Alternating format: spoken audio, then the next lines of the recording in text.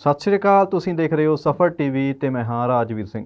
ਖਬਰਾਂ ਦੇ ਇਸ ਬੁਲੇਟਿਨ ਵਿੱਚ ਤੁਹਾਡਾ ਸਵਾਗਤ ਹੈ। ਸ਼ੁਰੂ ਕਰਦੇ ਹਾਂ ਅੱਜ ਦੀਆਂ ਚੋਣਵੀਆਂ ਖਬਰਾਂ ਤੋਂ। ਕੋਰੋਨਾ ਮਹਾਮਾਰੀ ਦੇ ਚੱਲਦਿਆਂ ਟਲੀ ਬਾਈਬਲ ਕਲਾਂ ਗੋਲੀकांड ਦੀ ਸੁਣਵਾਈ। 4 ਜੂਨ ਨੂੰ ਹੋਵੇਗੀ ਸੁਣਵਾਈ। ਆਸਟ੍ਰੇਲੀਆ ਵੱਲੋਂ ਕਿਰਪਾਨ ਤੇ ਲਗਾਈ ਪਾਬੰਦੀ ਤੇ ਬੋਲੇ ਬੀਬੀ ਜਗੀਰ ਕੌਰ। ਕਿਹਾ ਇਹ ਫੈਸਲਾ ਸਿੱਖਾਂ ਦੀ ਧਾਰਮਿਕ ਆਜ਼ਾਦੀ ਤੇ ਹਮਲਾ ਹੈ। ਸੁਖਦੇਵ ਸਿੰਘ ਢੀਂਡਸਾ ਤੇ ਪ੍ਰਤਾਪ ਸਿੰਘ ਬਾਜਵਾ ਵਿਚਾਲੇ ਹੋਈ ਮੀਟਿੰਗ ਨੇ ਛੇੜੀ ਸਿਆਸੀ ਹਲਚਲ। ਸਿਆਸੀ ਗਲਿਆਰਿਆਂ 'ਚ ਹੋ ਰਹੀ ਹੈ ਚਰਚਾ। ਜੀਓ ਵੱਲੋਂ ਕੀਤੀ ਜਾ ਰਹੀ 5G ਟੈਸਟਿੰਗ ਤੇ ਭੜਕੇ ਕਿਸਾਨ। ਕਿਹਾ ਜੇ ਭਵਿੱਖ ਵਿੱਚ ਹੋਇਆ ਕੋਈ ਨੁਕਸਾਨ ਤਾਂ ਪ੍ਰਸ਼ਾਸਨ ਹੋਵੇਗਾ ਜ਼ਿੰਮੇਵਾਰ। ਕੋਰੋਨਾ ਮਹਾਮਾਰੀ ਦੇ ਭਿਆਨਕ ਦੌਰ ਵਿੱਚ ਗੁਰਦੁਆਰਾ ਰਾਮਪੁਰ ਖੇੜਾ ਵੱਲੋਂ ਬਣਾਇਆ ਗਿਆ ਆਕਸੀਜਨ ਕੰਸਨਟਰੇਟਰ। ਦਿੱਤੀਆਂ ਜਾਣਗੀਆਂ ਲੋਕਾਂ ਨੂੰ ਮੁਫਤ ਦਵਾਈਆਂ। ਹੁਣ ਖਬਰਾਂ ਵਿਸਥਾਰ ਨਾਲ। ਬਾਈਬਲ ਕਲਾਂ ਗੋਲੀकांड ਨੂੰ ਲੈ ਕੇ ਵੱਡੀ ਖਬਰ ਸਾਹਮਣੇ ਆਈ ਹੈ। ਫਰੀਦਕੋਟ ਅਦਾਲਤ ਵੱਲੋਂ ਗੋਲੀकांड ਮਾਮਲੇ ਵਿੱਚ ਦੋਸ਼ ਤੈਅ ਹੋਣ ਨੂੰ ਲੈ ਕੇ ਅੱਜ ਬਹਿਸ ਹੋਣੀ ਸੀ, ਪਰ ਕੋਰੋਨਾ ਮਹਾਮਾਰੀ ਦੇ ਚੱਲਦੇ ਇਸ ਨੂੰ 4 ਜੂਨ ਤੱਕ ਟਾਲ ਦਿੱਤਾ ਗਿਆ।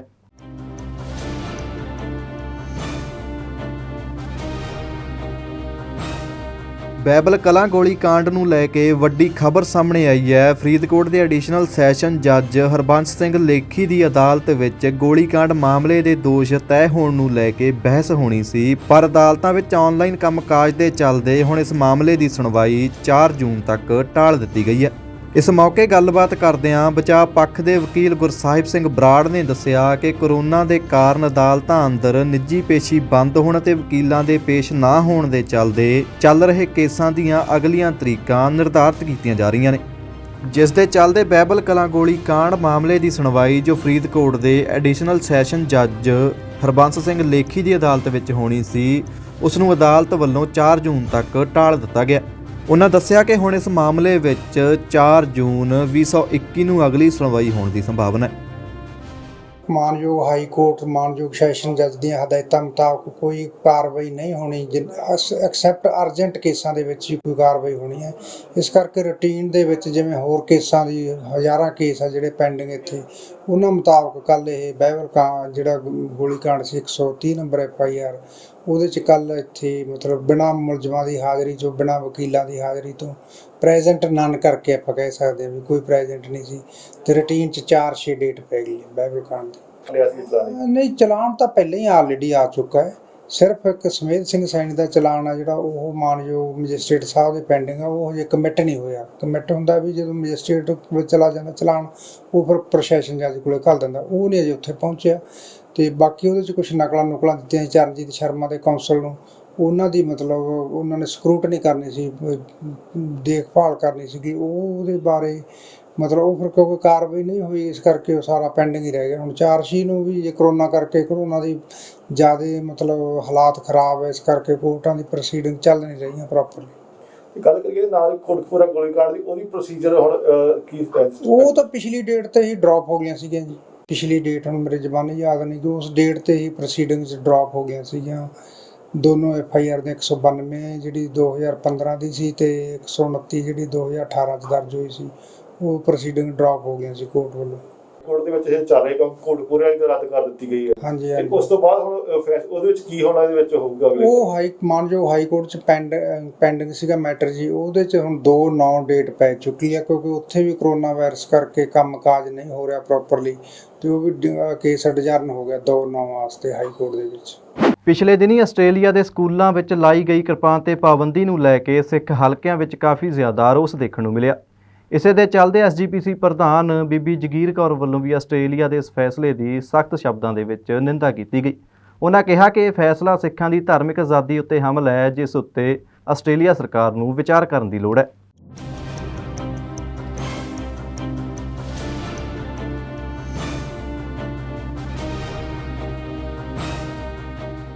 ਪਿਛਲੇ ਦਿਨੀਂ ਆਸਟ੍ਰੇਲੀਆ ਦੇ ਸਕੂਲਾਂ 'ਚ ਲਾਈ ਗਈ ਕਿਰਪਾਨ ਤੇ ਪਾਬੰਦੀ ਨੂੰ ਲੈ ਕੇ ਸਿੱਖ ਹਲਕਿਆਂ ਦੇ ਵਿੱਚ ਕਾਫੀ ਜ਼ਿਆਦਾ ਰੋਸ ਦੇਖਣ ਨੂੰ ਮਿਲਿਆ। ਇਸੇ ਦੇ ਚੱਲਦੇ SGPC ਪ੍ਰਧਾਨ ਬੀਬੀ ਜਗੀਰ ਕੌਰ ਵੱਲੋਂ ਵੀ ਆਸਟ੍ਰੇਲੀਆ ਦੇ ਇਸ ਫੈਸਲੇ ਦੀ ਸਖਤ ਸ਼ਬਦਾਂ ਦੇ ਵਿੱਚ ਨਿਖੇਧੀ ਕੀਤੀ ਗਈ। ਉਹਨਾਂ ਕਿਹਾ ਕਿ ਇਹ ਫੈਸਲਾ ਸਿੱਖਾਂ ਦੀ ਧਾਰਮਿਕ ਆਜ਼ਾਦੀ ਉੱਤੇ ਹਮਲਾ ਹੈ, ਜਿਸ ਉੱਤੇ ਆਸਟ੍ਰੇਲੀਆ ਸਰਕਾਰ ਨੂੰ ਵਿਚਾਰ ਕਰਨ ਦੀ ਲੋੜ ਹੈ।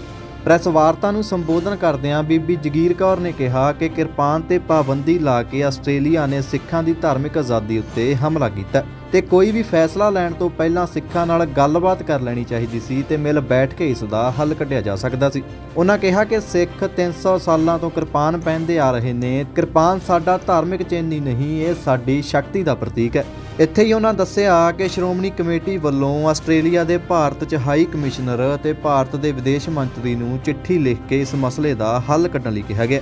ਜ਼ਿਕਰਯੋਗ ਹੈ ਕਿ ਪਿਛਲੇ ਦਿਨੀ ਆਸਟ੍ਰੇਲੀਆ ਦੇ ਸਕੂਲ ਵਿੱਚ ਇੱਕ ਬੱਚੇ ਵੱਲੋਂ ਦੂਜੇ ਬੱਚੇ ਤੇ ਕਿਰਪਾਨ ਨਾਲ ਹਮਲਾ ਕਰਕੇ ਉਸ ਨੂੰ ਜ਼ਖਮੀ ਕਰ ਦਿੱਤਾ ਗਿਆ ਸੀ, ਜਿਸ ਤੋਂ ਬਾਅਦ ਆਸਟ੍ਰੇਲੀਆ ਨੇ ਸਕੂਲਾਂ ਵਿੱਚ ਕਿਰਪਾਨ ਪਾ ਕੇ ਆਉਣ ਤੇ ਪਾਬੰਦੀ ਲਾ ਦਿੱਤੀ ਸੀ। ਸਿੱਖ ਹਲਕਿਆਂ ਵਿੱਚ ਇਸ ਤੇ ਕਾਫੀ ਜ਼ਿਆਦਾ ਰੋਸ ਜਤਾਇਆ ਜਾ ਰਿਹਾ ਸੀ, ਜਿਸ ਤੋਂ ਬਾਅਦ ਸ਼੍ਰੋਮਣੀ ਕਮੇਟੀ ਪ੍ਰਧਾਨ ਬੀਬੀ ਜਗੀਰ ਕੌਰ ਨੇ ਆਸਟ੍ਰੇਲੀਆ ਦੇ ਇਸ ਫੈਸਲੇ ਦੀ ਸਖਤ ਸ਼ਬਦਾਂ ਦੇ ਵਿੱਚ ਨਿਖੇਧੀ ਕੀਤੀ। ਜੀ ਆਸਟ੍ਰੇਲੀਆ ਵਿੱਚ ਕੱਲ ਜਿਹੜਾ ਇੱਕ ਸਟੇਟ ਦੇ ਵਿੱਚ ਉਹਨਾਂ ਨੇ ਕੀ ਕੀਤਾ, ਬੰਦ ਕਰ ਦਿੱਤਾ ਕਿਰਪਾਨ ਪਾਉਣੀ, ਬੈਨ ਲਾਤਾ ਸਕੂਲਾਂ ਦੇ ਵਿੱਚ, ਜਿਹੜਾ ਬਹੁਤ ਸਾਡੇ ਉੱਤੇ ਇੱਕ ਹਮਲਾ, ਧਰਮ ਦੀ ਆਜ਼ਾਦੀ ਦੇ ਉੱਤੇ ਹਮਲਾ ਹੈ।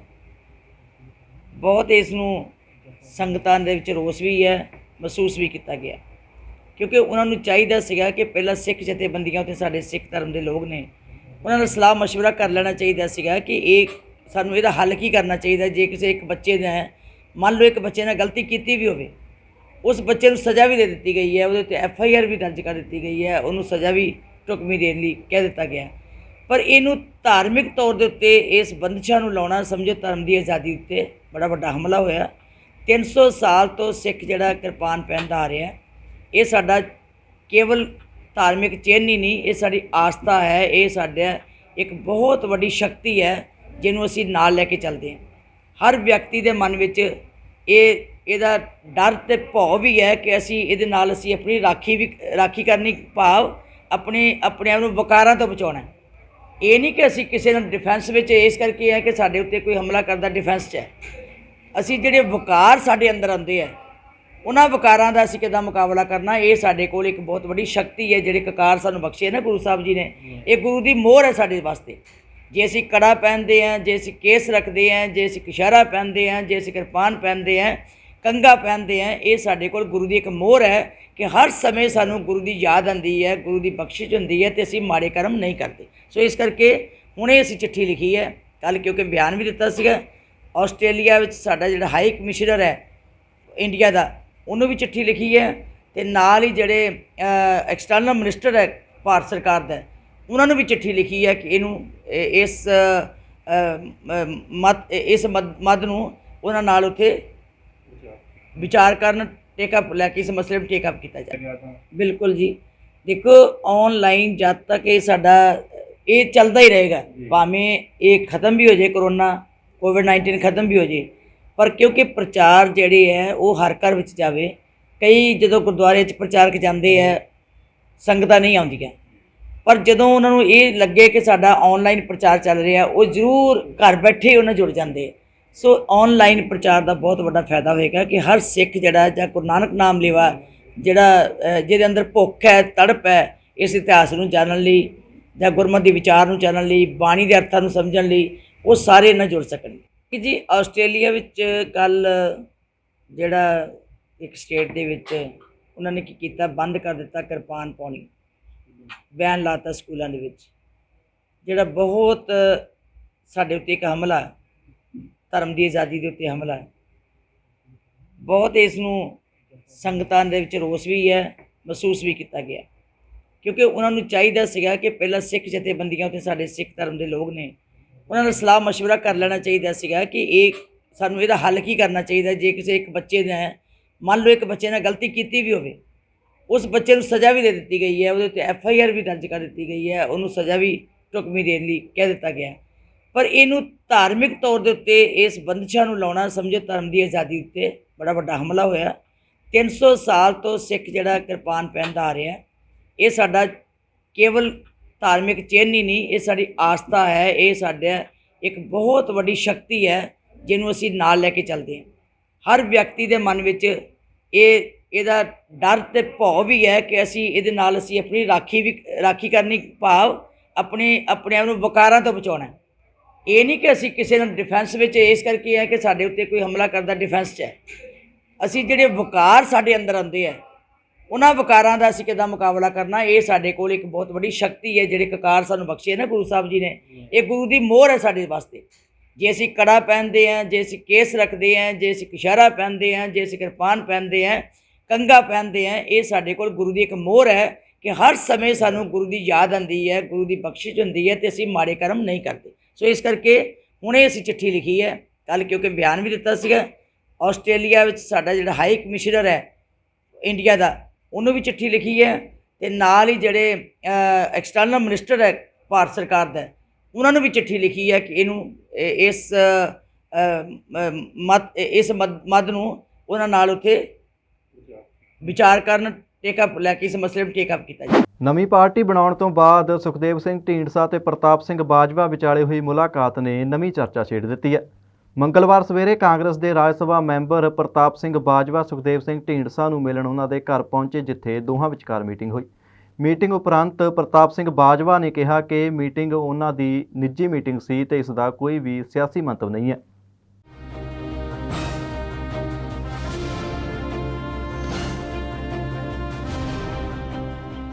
ਨਵੀਂ ਪਾਰਟੀ ਬਣਾਉਣ ਤੋਂ ਬਾਅਦ ਸੁਖਦੇਵ ਸਿੰਘ ਢੀਂਡਸਾ ਤੇ ਪ੍ਰਤਾਪ ਸਿੰਘ ਬਾਜਵਾ ਵਿਚਾਲੇ ਹੋਈ ਮੁਲਾਕਾਤ ਨੇ ਨਵੀਂ ਚਰਚਾ ਛੇੜ ਦਿੱਤੀ ਹੈ। ਮੰਗਲਵਾਰ ਸਵੇਰੇ ਕਾਂਗਰਸ ਦੇ ਰਾਜ ਸਭਾ ਮੈਂਬਰ ਪ੍ਰਤਾਪ ਸਿੰਘ ਬਾਜਵਾ ਸੁਖਦੇਵ ਸਿੰਘ ਢੀਂਡਸਾ ਨੂੰ ਮਿਲਣ ਉਹਨਾਂ ਦੇ ਘਰ ਪਹੁੰਚੇ, ਜਿੱਥੇ ਦੋਵਾਂ ਵਿਚਕਾਰ ਮੀਟਿੰਗ ਹੋਈ। ਮੀਟਿੰਗ ਉਪਰੰਤ ਬਾਜਵਾ ਨੇ ਕਿਹਾ ਕਿ ਉਹਨਾਂ ਦੀ ਇਹ ਮੀਟਿੰਗ ਢੀਂਡਸਾ ਨਾਲ ਇੱਕ ਨਿੱਜੀ ਮੀਟਿੰਗ ਸੀ, ਜਿਸ ਦਾ ਕੋਈ ਵੀ ਸਿਆਸੀ ਮੰਤਵ ਨਹੀਂ ਸੀ।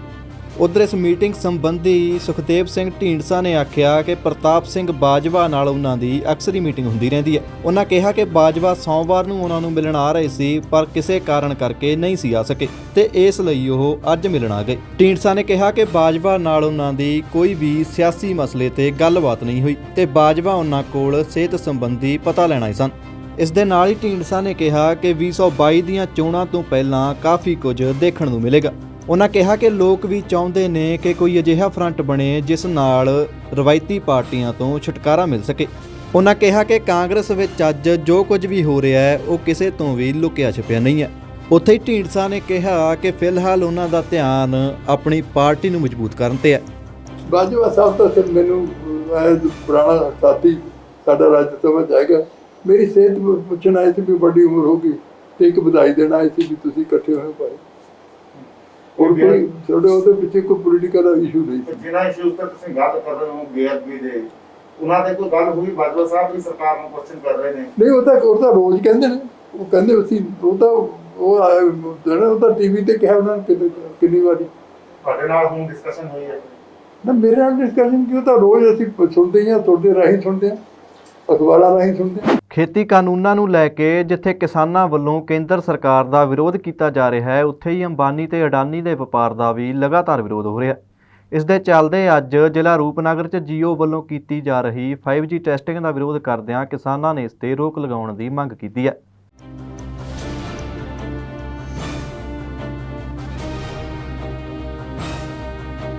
ਖੇਤੀ ਕਾਨੂੰਨਾਂ ਨੂੰ ਲੈ ਕੇ ਜਿੱਥੇ ਲਗਾਤਾਰ ਕਿਸਾਨਾਂ ਵੱਲੋਂ ਕੇਂਦਰ ਸਰਕਾਰ ਦਾ ਵਿਰੋਧ ਕੀਤਾ ਜਾ ਰਿਹਾ ਹੈ, ਉੱਥੇ ਹੀ ਅੰਬਾਨੀ ਅਡਾਨੀ ਦੇ ਵਪਾਰ ਦਾ ਵੀ ਵਿਰੋਧ ਹੋ ਰਿਹਾ। ਇਸ ਦੇ ਚੱਲਦੇ ਅੱਜ ਜ਼ਿਲ੍ਹਾ ਰੂਪਨਗਰ 'ਚ ਜੀਓ ਵੱਲੋਂ ਕੀਤੀ ਜਾ ਰਹੀ 5G ਟੈਸਟਿੰਗ ਦਾ ਵਿਰੋਧ ਕਰਦਿਆਂ ਕਿਸਾਨਾਂ ਨੇ ਇਸ ਤੇ ਰੋਕ ਲਗਾਉਣ ਲਈ ਡਿਪਟੀ ਕਮਿਸ਼ਨਰ ਨੂੰ ਮੰਗ ਪੱਤਰ ਦਿੱਤਾ। ਪੰਜਾਬ 'ਚ ਅਡਾਨੀ ਅੰਬਾਨੀ ਦੇ ਮਾਲ ਤਾਂ ਪਹਿਲਾਂ ਹੀ ਕਿਸਾਨਾਂ ਵੱਲੋਂ ਬੰਦ ਕਰਵਾਏ ਹੋਏ ਨੇ, ਹੁਣ ਪਿੰਡਾਂ ਵਿੱਚ ਲੱਗੇ ਮੋਬਾਈਲ ਟਾਵਰਾਂ ਤੇ 5G ਟੈਸਟਿੰਗ ਕਰਨ ਆ ਰਹੇ ਰਿਲਾਇੰਸ ਦੇ ਮੁਲਾਜ਼ਮਾਂ ਦਾ ਵੀ ਤਿੱਖਾ ਵਿਰੋਧ ਹੋ ਰਿਹਾ। ਕਿਸਾਨਾਂ ਦਾ ਕਹਿਣਾ ਹੈ ਕਿ ਜੀਓ ਦੇ ਅਧਿਕਾਰੀ ਬਿਨਾਂ ਸੂਚਿਤ ਕੀਤੇ ਪਿੰਡਾਂ ਵਿੱਚ ਆਉਂਦੇ ਨੇ ਤੇ ਮੇਨਟੇਨੈਂਸ ਦੇ ਬਹਾਨੇ 5G ਦੀ ਟੈਸਟਿੰਗ ਕਰਦੇ ਨੇ। ਅਸੀਂ ਜੀ ਜਿਹੜੇ ਜੀਓ ਦੇ ਟਾਵਰ ਲੱਗੇ ਵੀ ਜੀ ਪਿੰਡਾਂ ਦੇ ਵਿੱਚ, ਉਹਨਾਂ ਦੇ ਸਬੰਧ ਵਿੱਚ ਡੀਸੀ ਸਾਹਿਬ ਨੂੰ ਜੀ ਮਿਲਣਾ ਜੀ। ਅਸੀਂ ਉਹਨਾਂ ਨੂੰ ਆਪਣਾ ਮੰਗ ਪੱਤਰ ਦੇਣਾ ਚਾਹੁੰਦੇ ਵੀ ਜਿਹੜੇ ਪਿੰਡਾਂ ਦੇ ਵਿੱਚ ਜੀਓ ਦੇ ਟਾਵਰ ਲੱਗੇ ਹੋਏ ਆ, ਉਹਨਾਂ ਦੀ ਜਿਹੜੇ ਅਧਿਕਾਰੀ ਜੀਓ ਦੇ ਉਹਨਾਂ ਦੀ ਮੇਨਟੇਨੈਂਸ ਵਗੈਰਾ ਕਰਨ ਆਉਂਦੇ, ਉਹ ਬਿਨਾਂ ਦੱਸੇ ਤੇ ਪਿੰਡਾਂ ਦੇ ਵਿੱਚ ਆਉਂਦੇ ਆ ਜੀ। ਅੱਜ ਕੱਲ੍ਹ ਜਿਹੜਾ 5G ਨੂੰ ਲੈ ਕੇ ਪਿੰਡਾਂ ਦੇ ਵਿੱਚ ਬੜਾ ਡਰ ਦਾ ਮਾਹੌਲ ਬਣਿਆ ਹੋਇਆ, ਇਸ ਕਰਕੇ ਲੋਕਾਂ ਦੇ ਵਿੱਚ ਜਿਹੜਾ ਆਮ ਡਰ ਹੈ ਇਹ ਵੀ ਜਿਹੜੀਆਂ ਮੌਤਾਂ ਵੀ ਹੁੰਦੀਆਂ ਉਹ 5G ਕਰਕੇ ਹੁੰਦੀਆਂ। ਇਸ ਕਰਕੇ ਜੇ ਕੋਈ ਅਧਿਕਾਰੀ ਆਉਂਦਾ ਹੈ ਤਾਂ ਉਹਦਾ ਪਿੰਡਾਂ ਦੇ ਵਿੱਚ ਵਿਰੋਧ ਹੁੰਦਾ ਹੈ। ਸਾਨੂੰ ਪੰਚਾਇਤਾਂ ਨੂੰ ਵੀ ਇਸ ਗੱਲ ਦਾ ਖਤਰਾ, ਜੇ ਕੋਈ ਅਧਿਕਾਰੀ ਉਰੇ ਇਹਨਾਂ ਦਾ ਆਵੇ ਜੀਓ ਵਾਲਿਆਂ ਦਾ, ਉਹਦਾ ਵਿਰੋਧ ਹੋਵੇ ਤਾਂ ਸਾਨੂੰ ਖਤਰਾ ਜੀ ਵੀ ਕੋਈ ਉਨੀ ਕੋਈ ਗੱਲ ਹੋਗੀ ਤਾਂ ਅਸੀਂ ਉਹਦੀ ਜ਼ਿੰਮੇਵਾਰੀ ਨਹੀਂ ਕਰਦੇ, ਉਹ ਪ੍ਰਸ਼ਾਸਨ ਦੀ ਜ਼ਿੰਮੇਵਾਰੀ ਹੋਊਗੀ।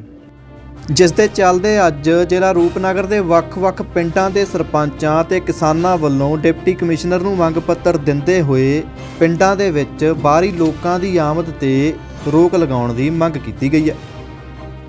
ਇਹ ਜਿਹੜਾ ਮਾਮਲਾ ਹੈ ਇਹ ਸਾਡੇ ਜੋ ਪਿੰਡਾਂ ਦੇ ਵਿੱਚ ਜੀਓ ਟਾਵਰ ਲੱਗੇ ਆ ਉਹਨਾਂ ਦੇ ਸੰਬੰਧ ਵਿੱਚ ਹੈ।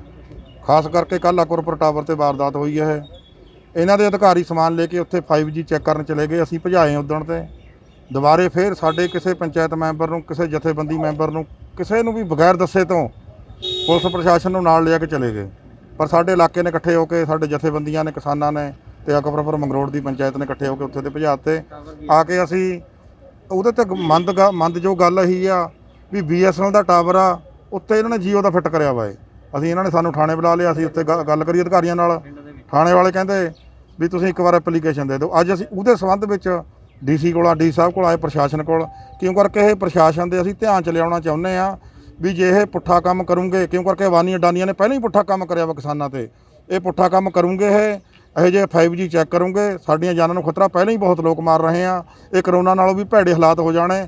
ਇਹਦੀ ਜ਼ਿੰਮੇਵਾਰੀ ਪ੍ਰਸ਼ਾਸਨ ਦੀ ਹੋਊਗੀ। ਅਗਰ ਇਹਨਾਂ ਦੇ ਅਧਿਕਾਰੀ ਕੋਈ ਜਾਣੇ ਆ ਉਹਨਾਂ ਦੀ ਜ਼ਿੰਮੇਵਾਰੀ ਪ੍ਰਸ਼ਾਸਨ ਦੀ ਹੋਊਗੀ। ਸਾਡਾ ਜੇ ਕੋਈ ਪਿੰਡ ਵਾਲਾ ਕੋਈ ਉਹਨਾਂ ਨੂੰ ਉਨੀ ਕੀ ਗੱਲ ਕਰਦਾ ਉਹ ਬਲਕਿ ਪਿੰਡ ਵਾਲਾ ਤੇ ਜ਼ਿੰਮੇਵਾਰੀ ਹੋਊਗੀ ਪ੍ਰਸ਼ਾਸਨ ਦੀ ਹੋਊਗੀ। ਇਹ ਹੁਣ ਆਪਣਾ ਪ੍ਰਸ਼ਾਸਨ ਦੀ ਜ਼ਿੰਮੇਵਾਰੀ ਅਸੀਂ ਦੇਣ ਦੇ ਵਾਸਤੇ ਮੰਗ ਪੱਤਰ ਡੀ ਸਾਹਿਬ ਨੂੰ ਅੱਜ ਦੇਣ ਲਈ ਪਹੁੰਚੇ। ਸਾਡੇ ਕਿਸਾਨ ਆਗੂ ਵੀ ਖੜ੍ਹੇ ਆ, ਸਾਰੇ ਕਈ ਪਿੰਡਾਂ ਦੇ ਪੰਚਾਇਤ ਮੈਂਬਰ ਵੀ ਖੜ੍ਹੇ ਆ। ਅਸੀਂ ਕੋਵਿਡ ਨੂੰ ਧਿਆਨ 'ਚ ਰੱਖਦੇ ਹੋਏ ਬਹੁਤ ਘੱਟ ਗਿਣਤੀ 'ਚ ਬੰਦੇ ਲਿਆਉਂਦੇ ਆ ਤੇ ਡਿਸਪਲਿਨ 'ਚ ਅਸੀਂ ਪੂਰਾ ਰਹਿੰਦੇ ਹਾਂ। ਕਿਸਾਨਾਂ ਦਾ ਕਹਿਣਾ ਹੈ ਕਿ ਇਹ ਤਿੰਨੋਂ ਖੇਤੀ ਕਾਨੂੰਨ ਇਹਨਾਂ ਉਦਯੋਗਪਤੀਆਂ ਨੂੰ ਫਾਇਦਾ ਪਹੁੰਚਾਉਣ ਲਈ ਬਣਾਏ ਗਏ ਨੇ, ਜਿਸ ਦੇ ਰੋਸ ਵਜੋਂ ਕਈ ਪਿੰਡਾਂ ਵਿੱਚੋਂ ਪਹਿਲਾਂ ਵੀ ਜੀਓ ਦੇ ਟਾਵਰ ਬੰਦ ਕਰਨ ਦੀਆਂ ਖਬਰਾਂ ਆਈਆਂ ਸਨ।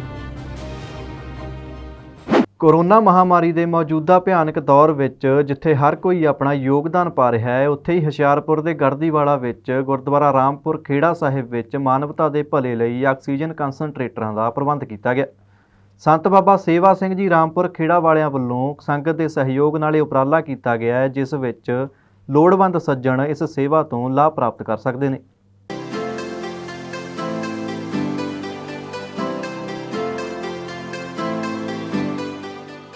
ਕੋਰੋਨਾ ਮਹਾਮਾਰੀ ਵਿੱਚ ਜਿੱਥੇ ਹਰ ਕੋਈ ਆਪਣਾ ਯੋਗਦਾਨ ਪਾ ਰਿਹਾ ਹੈ, ਉੱਥੇ ਹੀ ਹੁਸ਼ਿਆਰਪੁਰ ਦੇ ਗੜਦੀਵਾਲਾ ਗੁਰਦੁਆਰਾ ਰਾਮਪੁਰ ਖੇੜਾ ਸਾਹਿਬ ਵੱਲੋਂ ਮਾਨਵਤਾ ਦੇ ਭਲੇ ਲਈ ਆਕਸੀਜਨ ਕੰਸਨਟਰੇਟਰਾਂ ਦਾ ਪ੍ਰਬੰਧ ਕੀਤਾ ਗਿਆ। ਸੰਤ ਬਾਬਾ ਰਾਮ ਸਿੰਘ ਜੀ ਰਾਮਪੁਰ ਖੇੜੇ ਵਾਲਿਆਂ ਵੱਲੋਂ ਸੰਗਤ ਦੇ ਸਹਿਯੋਗ ਨਾਲ ਇਹ ਉਪਰਾਲਾ ਕੀਤਾ ਗਿਆ, ਜਿਸ ਵਿੱਚ ਲੋੜਵੰਦ ਸੱਜਣ ਇਸ ਸੇਵਾ ਤੋਂ ਲਾਭ ਪ੍ਰਾਪਤ ਕਰ ਸਕਦੇ ਨੇ। ਇਸ ਤੋਂ ਇਲਾਵਾ ਕੋਰੋਨਾ ਬਿਮਾਰੀ ਦੇ ਇਲਾਜ ਲਈ ਦਵਾਈ ਦਾ ਜਿਹੜਾ ਕੋਰਸ ਮਾਹਿਰ ਡਾਕਟਰ ਦਿੰਦੇ ਨੇ, ਉਹ ਦਵਾਈ ਅਤੇ ਹੋਰ ਸੁਵਿਧਾਵਾਂ ਵਾਲੀ ਕੋਰੋਨਾ ਕਿੱਟ ਗੁਰਦੁਆਰਾ ਸਾਹਿਬ ਤੋਂ ਮੁਫਤ ਦਿੱਤੀ ਜਾ ਰਹੀ ਹੈ।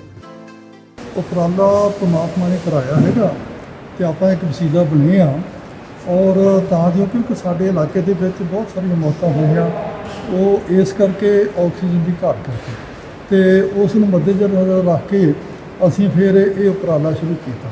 ਔਰ ਦਵਾਈਆਂ ਦਾ ਉਪਰਾਲਾ ਅਸੀਂ ਮਾਰਚ ਵਿੱਚੋਂ ਸ਼ੁਰੂ ਕੀਤਾ ਸੀਗਾ ਔਰ ਤਕਰੀਬਨ ਉਹ ਜਿਹੜਾ ਪੈਕਟ ਹੈ ਜਿਹਨੂੰ ਵੀ ਦਿੱਤਾ ਬਿਲਕੁਲ ਟੋਟਲੀ ਪਹਿਲੇ ਪ੍ਰੀ ਸਿੰਪਟਮਸ ਜਦੋਂ ਹੋਣ ਬਿਲਕੁਲ ਠੀਕ ਹੋ ਜਾਂਦਾ। ਪ੍ਰਬੰਧਕਾਂ ਨੇ ਲੋਕਾਂ ਨੂੰ ਅਪੀਲ ਕੀਤੀ ਹੈ ਕਿ ਜੇਕਰ ਕਿਸੇ ਨੂੰ ਕੋਰੋਨਾ ਬਿਮਾਰੀ ਦੇ ਮੁੱਢਲੇ ਲੱਛਣ ਮਹਿਸੂਸ ਹੁੰਦੇ ਨੇ ਤਾਂ ਤੁਰੰਤ ਕੋਰੋਨਾ ਦਾ ਟੈਸਟ ਕਰਵਾ ਲਿਆ ਜਾਵੇ ਅਤੇ ਕੋਵਿਡ ਦੇ ਇਲਾਜ ਲਈ ਉਪਰੋਕਤ ਦਵਾਈਆਂ ਗੁਰਦੁਆਰਾ ਸਾਹਿਬ ਤੋਂ ਮੁਫਤ ਵਿੱਚ ਪ੍ਰਾਪਤ ਕਰਕੇ ਆਪਣਾ ਇਲਾਜ ਕਰ ਸਕਦੇ ਹੋ। ਔਰ ਹੋਰ ਆਕਸੀਜਨ ਦੀ ਘਾਟ ਨੂੰ ਪੂਰਾ ਕਰਨ ਵਾਸਤੇ ਜਿਹਨਾਂ ਨੂੰ ਹੈਵੀ ਆਕਸੀਜਨ ਚਾਹੀਦੀ ਆ, ਉਹਦੇ ਵਾਸਤੇ ਆਪਾਂ 10-20 ਲੀਟਰ ਦੇ ਸਿਲੰਡਰ ਜਿਹੜੇ ਆ ਉਹ ਲਿਆਂਦੇ ਆ ਔਰ ਉਹਦੇ ਵਾਸਤੇ ਵੀ ਸਾਰਾ ਇੰਤਜ਼ਾਮ ਕੀਤਾ। ਡਾਕਟਰ ਵੀ ਨਾਲ ਆ ਔਰ ਸਾਰਾ ਜੋ ਦਵਾਈਆਂ ਵੀ ਆ, ਡਾਕਟਰੀ ਪ੍ਰਸਕ੍ਰਿਪਸ਼ਨ ਦੇ ਨਾਲ ਦਵਾਈਆਂ ਵੀ ਲਿਜਾ ਸਕਦਾ ਤੇ ਆਕਸੀਜਨ ਸਾਡੇ ਪਾਸ ਫ੍ਰੀ ਆਫ ਕਾਸਟ ਜਿਹੜਾ ਵੀ ਆਵੇ ਇੱਥੇ ਵੀ ਲਾਈ ਜਾ ਸਕਦੀ ਆ। ਘਰ ਵਿੱਚ ਵੀ ਆਪਾਂ ਆਕਸੀਜਨ ਕੰਸਨਟਰੇਟਰ ਜਿਹੜੇ ਆ ਉਹ ਪ੍ਰੋਵਾਈਡ ਕਰ ਰਹੇ ਹਾਂ। ਸੋ ਇਸ ਤਰ੍ਹਾਂ ਦਾ ਉਪਰਾਲਾ ਜੋ ਗੁਰੂ ਘਰ ਦਾ ਇੱਕ ਸਿਧਾਂਤ ਹੀ ਹੈ ਕਿ ਸਭੇ ਸਾਂਝੀ ਬਾਲ ਸਦਾਏ ਤੇ ਕਿਸੇ ਨਾ ਕਿਸੇ ਵਾਰਾ ਜੀਓ।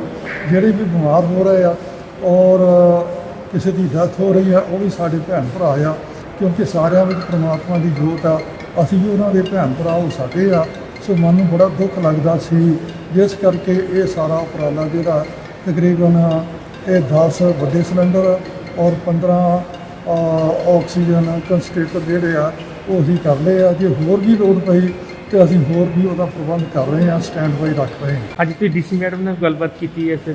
ਹਾਂਜੀ, ਉਹਨਾਂ ਨਾਲ ਸਾਇਦ ਵੀ ਆਪਾਂ ਕੀਤੀ ਸੀ ਔਰ ਸਾਫ ਸੁਥਰੀ ਸੋਹਣੀ ਗਏ ਸੀ, ਉਹਨਾਂ ਨਾਲ ਮੀਟਿੰਗ ਕੀਤੀ ਸੀ ਉਹਨਾਂ ਨੇ ਛੋਟੀ ਦਵਾਈ ਸੀ ਕਿ ਹਾਲ ਦੀ ਘੜੀ ਸਾਡੇ ਪਾਸ ਬੈੱਡ 'ਚ ਕਾਫੀ ਹੈਗੇ ਆ, ਤੇ ਜਦੋਂ ਸਾਡੇ ਪਾਸ ਲੋੜ ਹੋਈ ਅਸੀਂ ਤੁਹਾਨੂੰ ਦੱਸਾਂਗੇ। ਸਾਡੇ ਪਾਸ ਕਿਉਂਕਿ ਇੱਕ ਮੈਰਿਜ ਪੈਲਸ ਆ, ਨਾਲ ਹੀ ਉਹਦੇ ਅਟੈਚ ਬਾਥਰੂਮ ਅਤੇ ਲੈਟਰੀਨ ਹੈਗੀਆਂ। ਉੱਧਰ ਲੰਗਰ ਹਾਲ ਆ 111 ਬਾਈ 111 ਦਾ, ਜਿਹਦੇ ਵਿੱਚ ਦੋਨਾਂ ਨੂੰ ਰਲਾ ਕੇ ਤਕਰੀਬਨ 500-550 ਬੈੱਡ ਲੱਗ ਸਕਦਾ, ਔਰ ਇਹਨੂੰ ਹਸਪੀਟਲ ਵਿੱਚ ਕਨਵਰਟ ਕਰਨ ਵਾਸਤੇ ਕਿਸੇ ਸਮੇਂ ਪ੍ਰਸ਼ਾਸਨ ਜਿਹੜੀ ਆ ਸਾਡੇ ਕੋਲ ਇਹ ਸੇਵਾ ਲੈ ਸਕਦਾ। ਪਰ ਨਾਲ ਸਾਡੀ ਇਹ ਆ ਕਿ ਨਾਲ ਜਿਹੜਾ ਡਾਕਟਰ ਆ ਆਪਰੇਟ ਕਰਨ ਵਾਸਤੇ, ਮਰੀਜ਼ਾਂ ਦੀ ਦੇਖਭਾਲ ਕਰਨ ਵਾਸਤੇ ਨਰਸ ਜਾਂ ਡਾਕਟਰ ਉਹ ਸਾਨੂੰ ਪ੍ਰੋਵਾਈਡ ਕੀਤੇ ਜਾਣ, ਕਿਉਂਕਿ ਐਕਸਪਰਟ ਨਹੀਂ ਸਾਡੇ ਜਿੰਨੇ ਵਲੰਟੀਅਰ ਆ। ਹਾਂ, ਲੰਗਰ ਪਾਣੀ ਦੀ ਸੇਵਾ, ਚਾਹ ਪਾਣੀ ਦੀ ਸੇਵਾ ਕਰ ਸਕਦੇ ਆ, ਪਰ ਜਿਹੜਾ ਹੈਲਥ ਦਾ ਡਿਪਾਰਟਮੈਂਟ ਹੈ ਉਹ ਉਹਨਾਂ ਨੂੰ ਸਾਹਮਣੇ ਦੱਸੇ ਕਿ ਨੂੰ ਕਿੰਨੀ ਆਕਸੀਜਨ ਦੇਣੀ ਹੈ, ਕਿੰਨੀ ਕਰਨਾ, ਉਹ ਉਹਨਾਂ ਨੂੰ ਉਹਨਾਂ ਨੂੰ ਬੇਨਤੀ ਅਸੀਂ ਕਰਿਆ ਸੀ, ਆਫਰ ਦਿਆ ਸੀ। ਬਾਕੀ ਉਹਨਾਂ ਦੇ ਉੱਤੇ ਨਿਰਭਰ ਕਰਦਾ ਕਿ ਕਦੋਂ ਉਹਨਾਂ ਨੂੰ ਲੋੜ ਪੈਂਦੀ ਆ ਤੇ ਉਹ ਸਾਡੀਆਂ ਸੇਵਾਵਾਂ ਵਰਤ ਸਕਦੇ ਆ। ਔਰ ਅਸੀਂ ਆਪਣੇ ਤੌਰ ਤੇ ਆਕਸੀਜਨ ਦਾ ਨੁਕਸਾਨ ਕੋਈ ਨਹੀਂ, ਇਸ ਕਰਕੇ ਜਿਹਦੀ ਵੀ ਆਕਸੀਜਨ ਘਟਦੀ ਆ ਉਹ ਆਣ ਕੇ ਇੱਥੇ ਆਕਸੀਜਨ ਪੂਰੀ ਕਰਾ ਕੇ ਚਲਾ ਜਾਂਦਾ ਔਰ ਗੁਰੂ ਘਰ ਦੀਆਂ ਖੁਸ਼ੀਆਂ ਪ੍ਰਾਪਤ ਕਰਦਾ। ਔਰ ਯਤਨ ਹੈ ਇਸੇ ਤਰ੍ਹਾਂ ਇਹ ਉਪਰਾਲਾ ਜਾਰੀ ਰਹੇਗਾ। ਆਉਣ ਵਾਲੇ ਸਮੇਂ ਵਿੱਚ ਵੀ ਵੱਧ ਤੋਂ ਵੱਧ ਹੋਰ ਵੀ ਆਪਾਂ ਜਿਹੜੀ ਚੀਜ਼ ਦੀ ਲੋੜ ਹੋਵੇ ਉਹ ਪ੍ਰੋਵਾਈਡ ਕਰਨ ਵਾਸਤੇ ਸਾਰੀ ਜਨਤਾ ਨੂੰ ਔਰ ਲੋਕਾਈ ਨੂੰ, ਆਪਣੇ ਇਲਾਕੇ ਨੂੰ ਵਚਨਬੱਧ ਆ। ਸੋ ਗੁਰੂ ਚਰਨਾਂ 'ਚ ਅਰਦਾਸ ਆ ਇਹਨਾਂ ਸਥਾਨਾਂ ਤੋਂ ਇਸੇ ਪ੍ਰਕਾਰ ਦੇ ਕਾਰਜ ਕਰਾਉਂਦੇ ਰਹਿਣ। ਆਪ ਜੀ ਦਾ ਸਾਰਿਆਂ ਦਾ, ਸਪੋਕਸਮੈਨ TV ਦਾ ਅਤੇ ਦੂਸਰਿਆਂ ਦਾ ਸਾਰਿਆਂ ਦਾ ਬਹੁਤ ਬਹੁਤ ਧੰਨਵਾਦ। ਵਾਹਿਗੁਰੂ ਜੀ ਕਾ ਖਾਲਸਾ, ਵਾਹਿਗੁਰੂ। ਇਹ ਸਨ ਅੱਜ ਦੀਆਂ ਮੁੱਖ ਖਬਰਾਂ। ਨਵੀਆਂ ਤੇ ਤਾਜ਼ੀਆਂ ਖਬਰਾਂ ਲੈ ਕੇ ਫਿਰ ਤੋਂ ਹਾਜ਼ਰ ਹੋਵਾਂਗੇ। ਤਦ ਤੱਕ ਲਈ ਮੈਨੂੰ ਰਾਜਵੀਰ ਸਿੰਘ ਨੂੰ ਦਿਓ ਇਜਾਜ਼ਤ ਤੇ ਤੁਸੀਂ ਦੇਖਦੇ ਰਹੋ ਸਫਰ TV।